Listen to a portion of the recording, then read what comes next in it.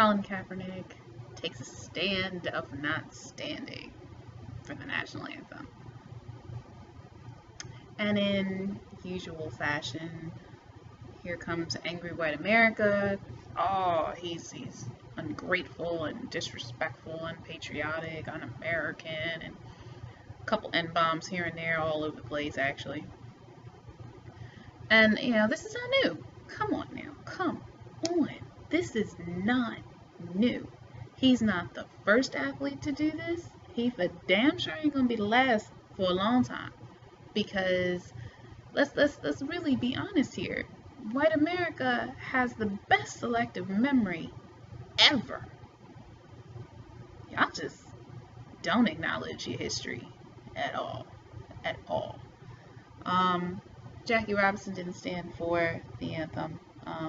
Pretty much any typical American symbolism associated with the anthem, the flag, liberty, whatever. It's not the first time that black and brown folk have stood against it for political views. Most notable is the '68 Olympics, when the two athletes, Tommy Collins and John something, I forget his name, that's terrible, both did the Black Power salute. And of course, they were stripped of their Olympic medals and chastised, arrested as soon as they came home. They're not the only ones, I don't think that Gabby Douglas didn't put her hand over her heart on purpose. I think she just, dealing with a lot of the stress of the Olympics and, everything else and all the flack she was getting on social media already was a big distraction for her. The fact that she literally had to apologize for something that's not mandatory is really, really sad when you consider there were two other American athletes in a track and field event who didn't put their hands over their hearts. Two big white guys by that. Nothing happened to them. They weren't chastised. They weren't belittled across the internet. And they certainly didn't have to issue any kind of apology. But yet, we hold our black athletes to some completely ridiculous standard. And it's not even that we do it. White America does it. And you've been doing it for the longest time. You always do it. You always do it. And, it's not amazing anymore. It's not shocking. It's just your pattern of behavior. Y'all just stay doing it. But the fact that, white America wants to continue to toe the usual rhetoric of this is unpatriotic and this is un-American. What is more American than protesting your oppressor? I mean, come on now. History 101. Y'all hated British rule. Colonial Americans absolutely despised British rule. You wanted to do everything you could get away from British rule. And what'd you do? You staged protests and rebellions. You threw merchandise into harbors, a waste of a good cup of tea. But that's what you did. You revolted. It wasn't just protest. You fought, you killed, you slaughtered, you set up, you sabotaged, you did all these things. And yeah, we could say, well, it was a different time, it was a different era. There's more guns now than there were back then. What's different from the oppression that's happening and has happened to blacks and minorities in this country that was any different than what British rule was to the colonists when they first came here? Know your history. Kaepernick is well aware of what he's doing, and the fact that there are those folks that want to sit up here and literally burn his jersey.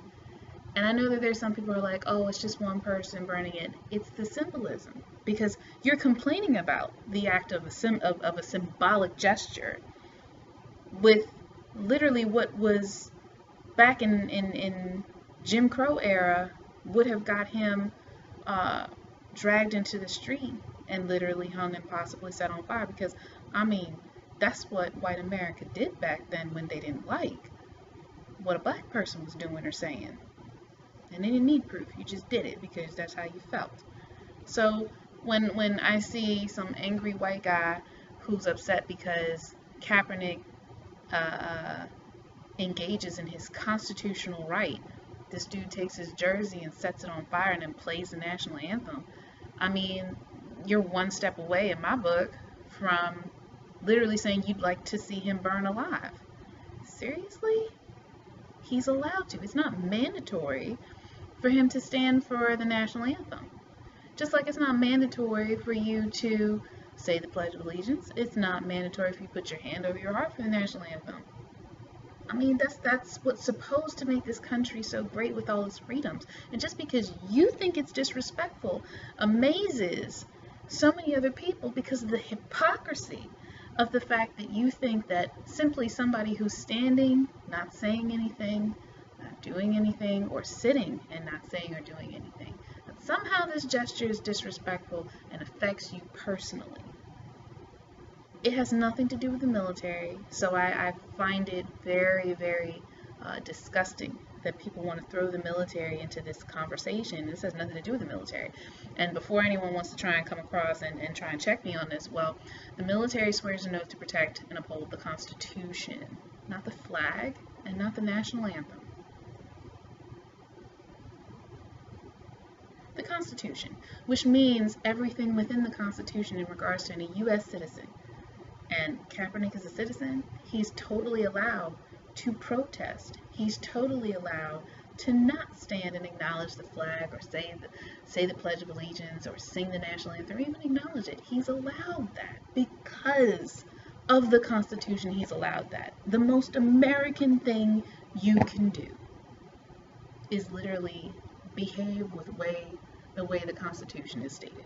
But white America doesn't really view the Constitution as being for anyone who's not white, because it certainly wasn't written for us. We know, because it had to be ratified to actually include us in it. We know. So it's not a new concept what he's doing. It's not shocking. I'm certainly not surprised by people's reactions to his stance. I absolutely love the fact that he fully thought this out. He was a very thoughtful individual because he's prepared. He gave that press conference and it was brilliant. He fielded every question. And I'm not going to insult that man and say, oh, well, he speaks so well. He better damn well speak well. I don't expect him to speak any other way. He was clear and concise in his statements. He was accurate in his factual presentation. And if anyone wanted to dispute what Kaepernick said, wasn't listening at all, and is absolutely blind to the underlying issue that police brutality in this nation in regards to every encounter with black and brown people is disturbing. It's disgusting.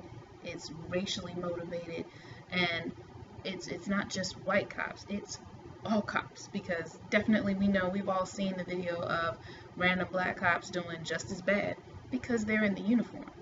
Once you put the uniform on, you're blue. You're not any other color. That thin blue line, no, it's a very big blue wall. And it's too far it's just gone too far at this point. And the fact that police do get the opportunity to do wholesale slaughter and murder to citizens who are not afforded their constitutional rights, or in fact having their constitutional rights violated in their encounters, get to just go home on paid administrative leave. There's no punishment for the crime. Even those few cops that actually get fired for their action, that's not good enough. You're not being held to the standard of the citizenry, and you should be held to a higher standard because you represent the protection of the citizenry. What a shame. The fact that white folk that are angry about his stance and his protest are literally solely upset because of the protest instead of paying attention to what it's for shows how willfully ignorant they are to the continued discussion and the continued issue of fair treatment of minorities, black folk, brown folk, and the continued struggle for civil rights in this country. This is willful ignorance.